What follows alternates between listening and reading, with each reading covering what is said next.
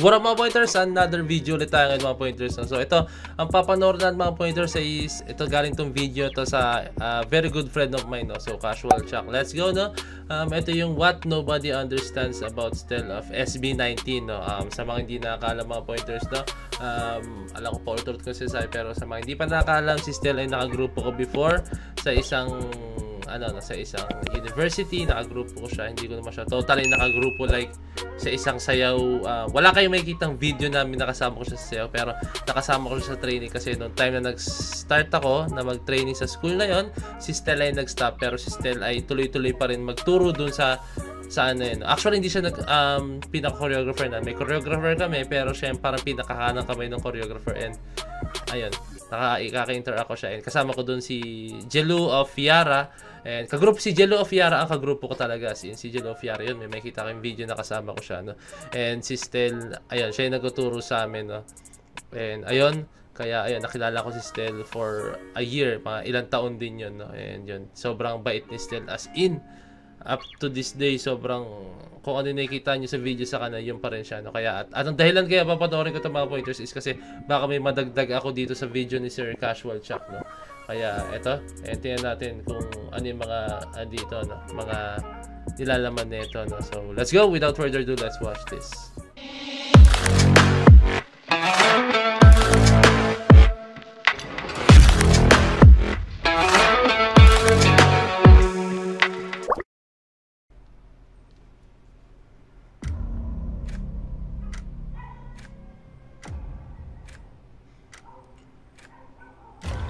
Hoy, malapit na graduation namin. Eh di hoy, congrats! Very still.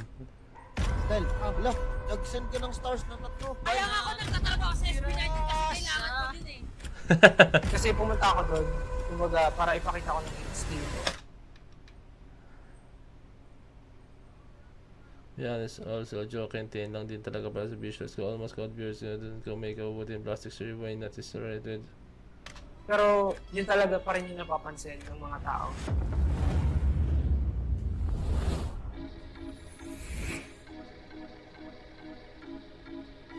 A lot of people dream about the perfect lifestyle house, full of love, talent, and people who support him unconditionally. Stell's life seems flawless, but behind it is a different reality. For years, Stell's talent seems to have been ignored, and some haters even resort to seeing him as the group's visual whole. So in today's video, it's his time to shine. Hey, shout out sa and rightfully so, Sando ni Sir Chuck. Let's go. What?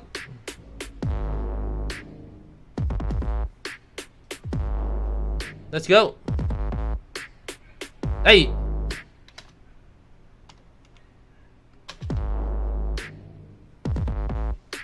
Okay, let's go. Stel, Yara, Jelu Yara. Let's go.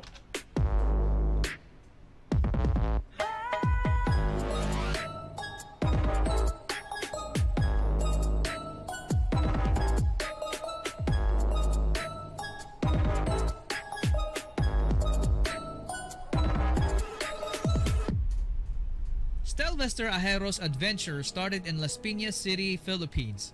Aside from singing, Stell's parents also loved watching classic Hollywood action movies, so he was named after Sylvester Stallone. He's the eldest child among 3 siblings. Stell has been dancing ever since he was a kid because his parents used to ask him. 3 siblings. Stell has been dancing. So visuals lang to, hindi si Stell yan. So ayan, parang ina-elaborate lang Sir Chuck na hindi yung mga bata sa sumasayaw. Ever since he was a kid because his parents used to ask him to dance in front of their relatives at family gatherings. Stell grew up as a happy and playful kid.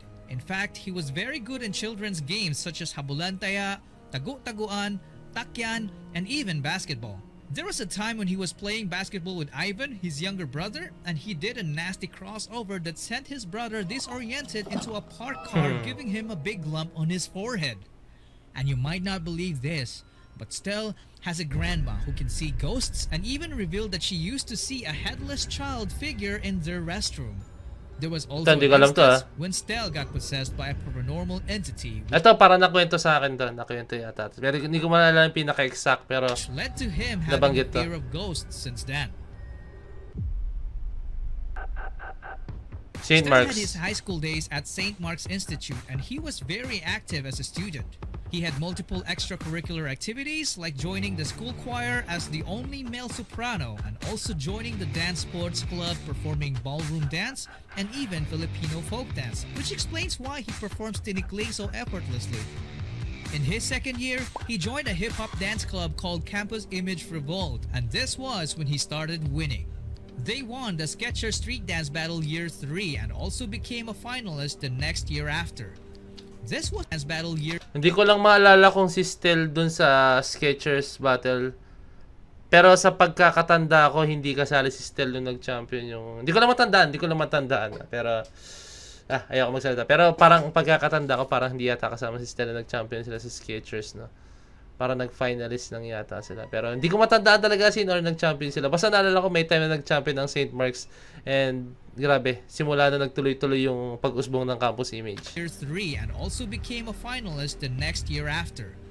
This was Stel at 13 years old. And he was already this good? Sheesh! After high school, he studied college in STI Makati for a degree in Hey, STI Makati, let's go! hotel and restaurant management. HRM. This was when he enhanced his talent in cooking and baking. Yup, he can do that too.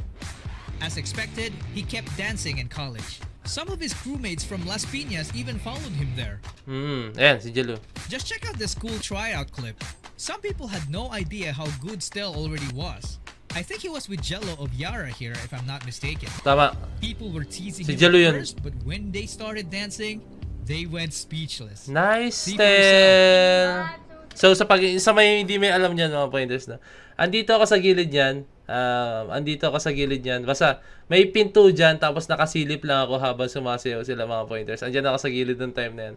And yung time na yan, hindi ako nakapag-enroll niyan. Ganito kaya nangyari yan.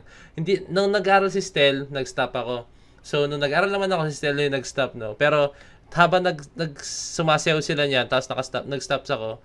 So, parang supportive pa rin ako sa STI kasi, alam mo yun, ando na talaga ako sa STI. Parang na-attach na ako sa STI. Kumbaga, dancing is live na talaga. Nice one, Stel! So, ano lang, i-breakdown ko lang mga pointers. So, dagdag info ko lang sa inyo. No? Si Stel, nakwento lang sa akin to ni Jello. No? Actually, si Stel din naman. Nakwento rin naman niya sa akin to. No? Pero, mas nakakausap ko si Jello ngayon. No?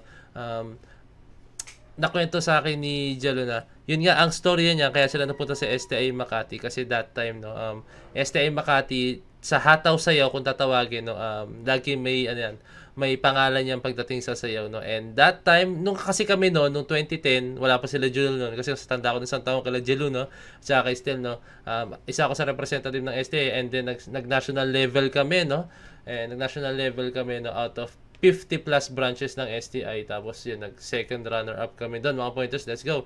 And then the next year nag-stop ako noon. Hindi ko sinasabi na malaking kawalan ako noon sa STI kasi bago-bago pa talaga ako sumasayaw noon. Wala masyadong napansing mga talent si Kuya Weng, yung choreographer namin which is nagturo kay Stel at kay Jello ng Yara kung paano sumayaw talaga wala sila masyadong representative noon Kaya ang nangyari noon mga pointers si Kuya Weng naging parang nangamba siya or what. Kaya kailangan nila na matuloy yung legacy ng STI Makati. Kaya ang ginawa niya, yung mga estudyante niya sa STI Las Piñas, yung St. Mark Institute which is nuturuan niya rin talaga. Doon talaga siya sa Campus Image yung tuturo. Bumuha siya doon ng iilang dancers and napili niya si Jello at saka si Stel. Biruin yun, from Las Piñas to Makati. Bumiyahe sila araw-araw for training purposes. Kaya, ayan, nakikita niyo yung grind nila nun as in. And then yun, doon nagsimula na yun. And then, na-attach na si Stel sa STI Makati. Tapos yun, si Jello, ganun din. Yun, nanonood ako sa kanila. Ganun nag-istorya kaya sila napadpad. Kasi isipin nyo naman, STI Las Piñas sila, tapos napunta ng STI Makati. Kaya parang, di ba? Ba't ka pupunta ng Makati? Meron namang STI Las Piñas, So, ayun nag-istorya kasi walang masyadong nakitang talent si Kuya Weng that time, Kailangan niya talaga ng matuloy yung legacy. And that time, nag-first runner-up sila niyan. Nag-first runner-up sila sa Hataw Sayaw. Year 2011 yun, I guess, Let's go. Ito yung audition nila. Ito tong audition nila parang no bearing na to eh, kasi matik na pasok na sila. Pero nagpa-audition pa si Kuya Wing yan.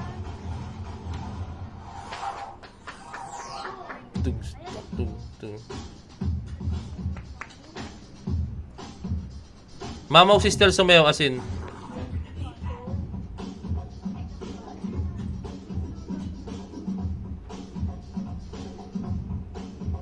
Yo, Stel can even breakdance? Sheesh, Ano yan? Ang tawag dyan? Hollow back. guys. Hindi hollow back yun eh. Kung tawagin nila parang freeze lang yun. Ibang hollow back eh. Parang shete lang siya. Hindi ko lang tawag. Basta si Stel may ginagawa yung hollow back na move. Sila ni Jello.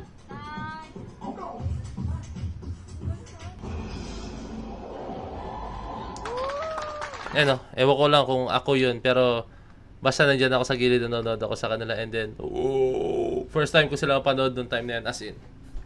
And that time, sinabi ko sa sarili ko na, sheesh! Hindi, joke lang. Wala pang sheesh na word nun. After that, he went on to become a part of STI Ayan, yes, yeah. dance Ayan yung ano na. Ayan yung ano na. So, yung dance image, campus image, breakdown ko lang sa inyo na baka kinakain ko na yung oras nyo. Pero okay lang naman, sa ganda maging informative ako na campus image yung name ng group yung sa St. Mark's na. And then sa STI, dance image na. So, parang hindi pa rin nawala yung word na image, no? Kumbaga, ayun yung trademark, yung word na image, no? Kumbaga, dinagdagan lang ni Kuya. Binago lang niya yung word. and won the national championship. Ooh. Who's this? Who's this? Who's this? Point to Peds, let's go. So ayan si Stella, that's Stella. Ito si Point to Peds, tingnan mo. Lahat sila naka-ano, ako hindi. Kasi nga, lahat sila naka-STA shirt, ako hindi. Kasi nga ano ako yan, naka-stop ako yan. Enchanted Kingdom to nationals na. So ayan. Ayan siya mga pointers, no. Nag-stop ako niyan. Ayan si Stella, may kita niya naman. No? So supportive lang ako niyan, no. Todo suporta lang ako sa kanya lang that time, kahit ano mangyari. No? Let's go. In 2011. And you know what's crazy?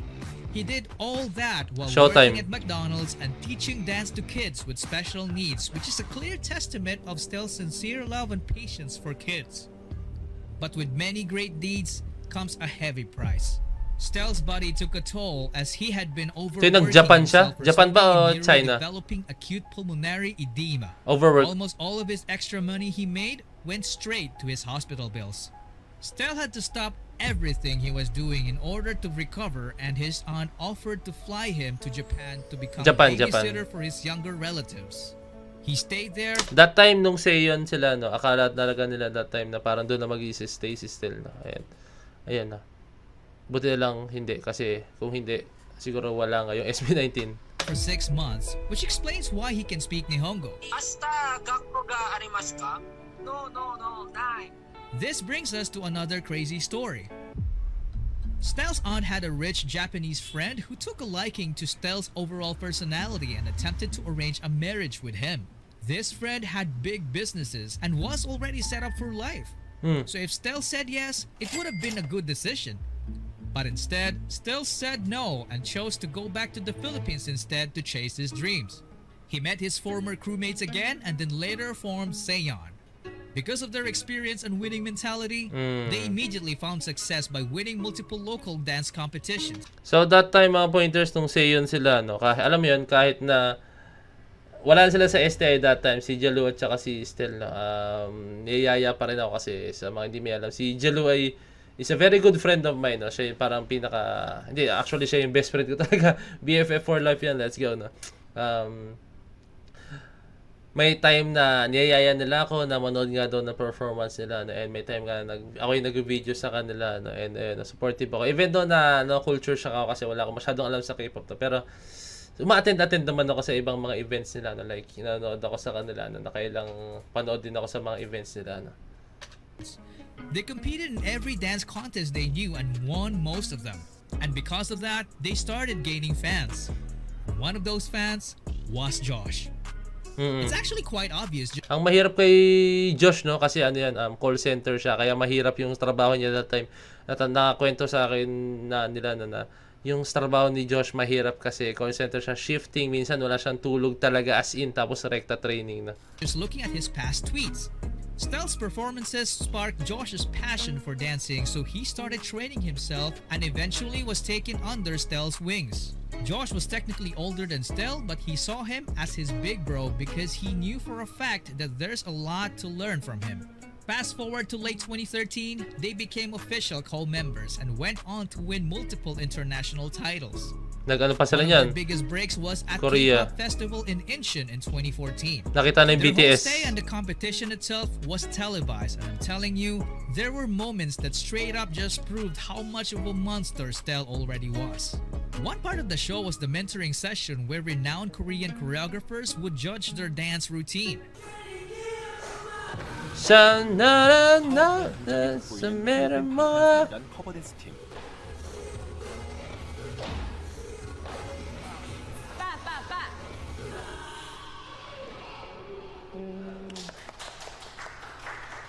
And Stel's group was the only one that impressed them. 너무 잘한다고 생각했는데 표정에서 힘이 든 게 너무 드러나는 거예요. 유지하는 게 중요할 것 같고 처음에 초반에 이렇게 하는 부분 있잖아요. 딱딱하게 잡는 거 말고 부드럽게 해야 하는 부분에서 조금 더 부드러운 느낌을 살려야 될 것 같아요.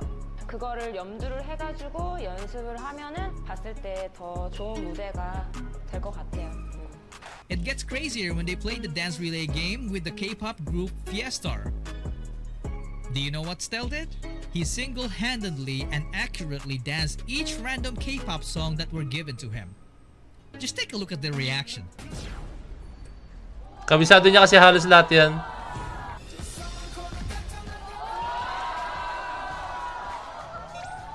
완벽한 안무 재현에 강한 힌트가 될 포인트 안무까지 듣자마자 어깨를 들썩이게 하는 Ang daming alam na K-pop na sayo niyan eh. 에이스 B팀의 최고 에이스 팀원. 이번에도 정확한 안무를 보여줍니다.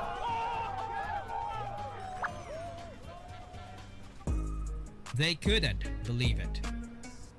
We pretty much witnessed his visual, auditory, and kinesthetic memory being already on a different level even at the earlier stages of his career. Fast forward to the final show, Stel and Josh killed it and won it all. Stel was asked what his dream was, and here's what he said. My dream is to dance with my favorite idol, Bangtansonyondan. Later that night, that dream came true. Na, BTS. It's so crazy how powerful a person's will could be to the point that he can make things happen. So after that, Seon kept Si Jungkook kasi ang parang bias niya. Parang si Jungkook ang ginagaya niya. So ito yung parang pinaportray nila yung mga bias nila. So si Jalu, si J-Hope. Yan, kitang-kita niyo naman yan. Yan, si Stel kay Jungkook. Hindi lang kita si Jungkook para nagtatago siya. So gaya nila pati buhok oh. Let's go. Jimin, yan, RM. Suga, let's go. V, Jin, let's go. To the point that he can make things happen.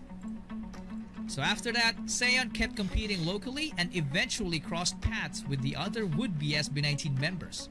Not as friends, but as competitors. ShowBT then held an audition which led to forming the greatest P-pop group ever assembled in the history of Filipino music. Their start was not smooth sailing.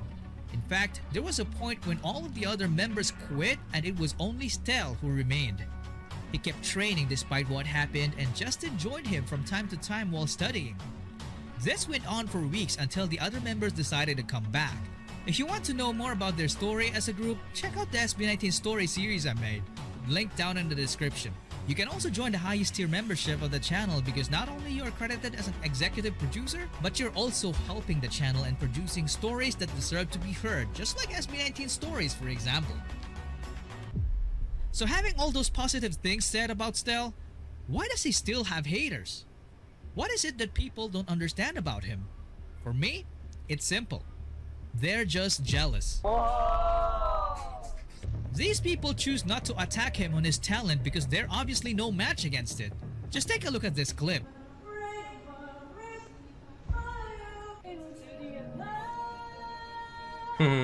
Taas ang boses si Stel, yung reach niya.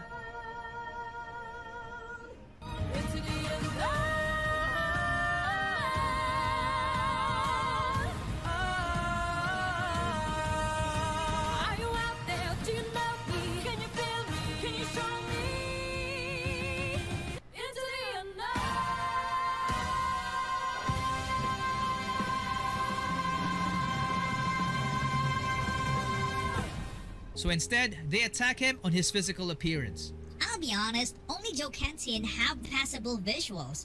Most casual viewers would react the same way too. I'd suggest plastic surgery. Why not? It's 2020. Stel couldn't help but respond to it, and his reply broke my heart. Hello, I'll also be honest. I know I'm not handsome, I admit it. But as I've always said, I'm here to show my talent. If I didn't pass in your eyes, it's okay as long as my teacher passed me. Good morning and have a nice day. The comment of the fan didn't make sense at all. I mean, is this not passable for her? Come on, man. Not only is Stel beautiful outside, but also in the inside. He even inspires every people around him, and Josh is the living proof of that. Share ko lang sa inyo na si Stel sobrang grabe niyan. Yung work ethic niya talaga as in. Lalo na pag yung passion na pinag-uusapan. Tulad nga sinabi ko sa inyo, no? Since starting nung ako ay sumasayaw pa talaga, no? Si Stel na isa sa mga talagang naging idol ko talaga as in. No?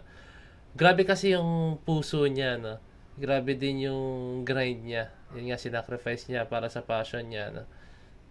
Naalala ko noon yung nung time na nag-compete kami na binanggit sa akin ni Stel na Kuya Peds, next year mag-enroll na ako. Kailangan natin makabawi. Kasi nung time na nag-stop siya, that time, no, medyo hindi kami pinalad nun. No? And ayan, sinabi niya, next year, mabawi tayo. No? Kasi hindi siya nakapag-enroll. No? Kasi medyo talagang, alam mo na, financially unstable talaga sila that time. No? Kaya, ayun. And that time din, nung mga panahong yun, no, parang nasabi ko sa sarili ko, no, grabe tong taong to. Grabe yung puso niya pagdating sa pagsasayaw, pag yung gusto niya talaga na ipupush niya, no. And yun, gumawa siya ng ibang paraan para makapagsayaw ulit, which is yun na parang doon pinanganak yung Seiyon, no.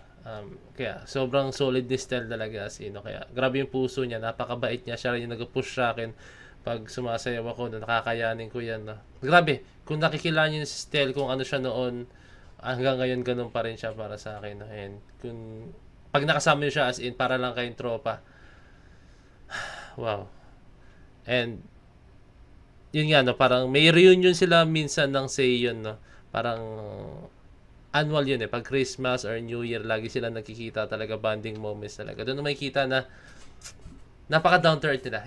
Even though na sobrang taas na nila, pero hindi sila nakalimot sa mga taong andun sa kanila ng mga time na nangailangan sila or sinamahan sila sa pag-angat, no.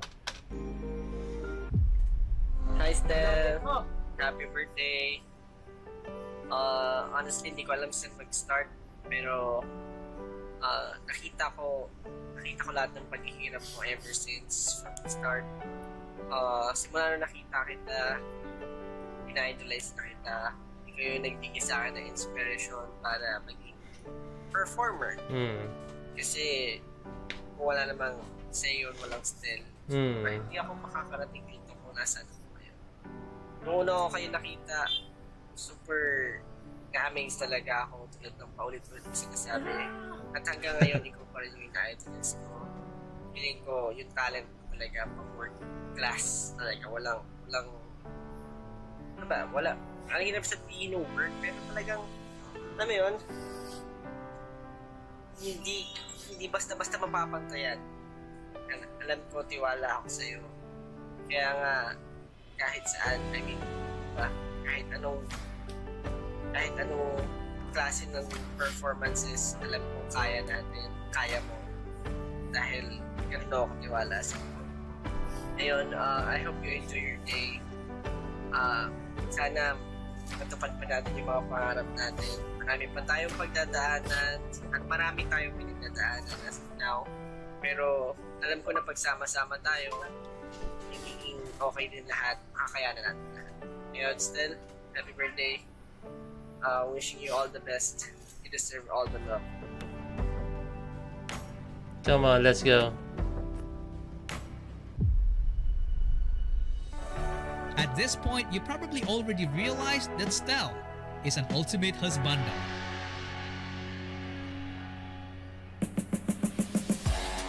Imagine yourself waking up in the morning with him serving breakfast. Breakfast made by a man who can cook and bake. Someone who can sing you to sleep using his heavenly voice or take you on the dance floor.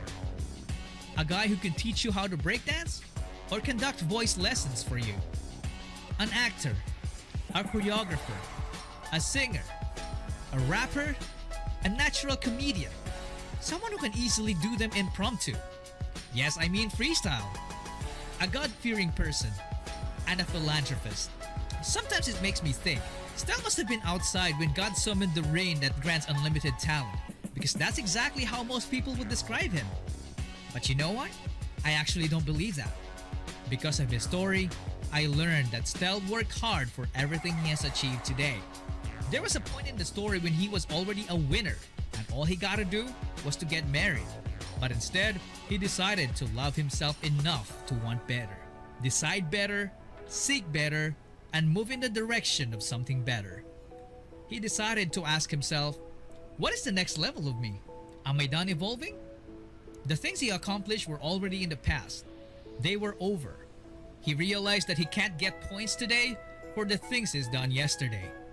He started living while making a statement every day. He wanted to become the things that he sees. He had problems with his education, but he never complained and instead put in the work. He became selfless. He's now living his life with a sense of purpose, and he wants to make a difference in everybody's life and everybody he comes in contact with. Simply put, he refuses to be another man who lives his life with no significance. This brings us to his favorite phrase: be your own reason to smile.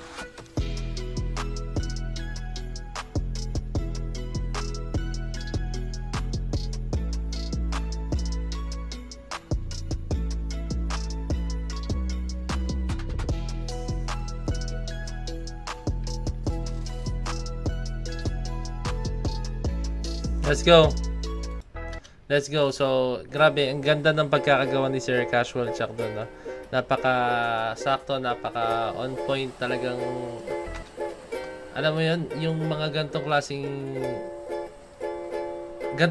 mga documentary talaga ang sarap panoorin. So, shoutout sa Sir Casual Chuck. Ayan yun, may mga inad ako doon. Sana may nakadagdag ako sa inyo kahit pa paano ng mga story yan. And siguro, marami pa tayong may kukwento regarding kay Stel. Now, soon, sana, isang hinihiling ko lang sana ay sana makasama ko ulit siya, like, makausap ulit, no? And mahirap kasi siya ma-reach talaga ngayon. Napakahirap yung reach dahil, no? Sobrang busy niya, no?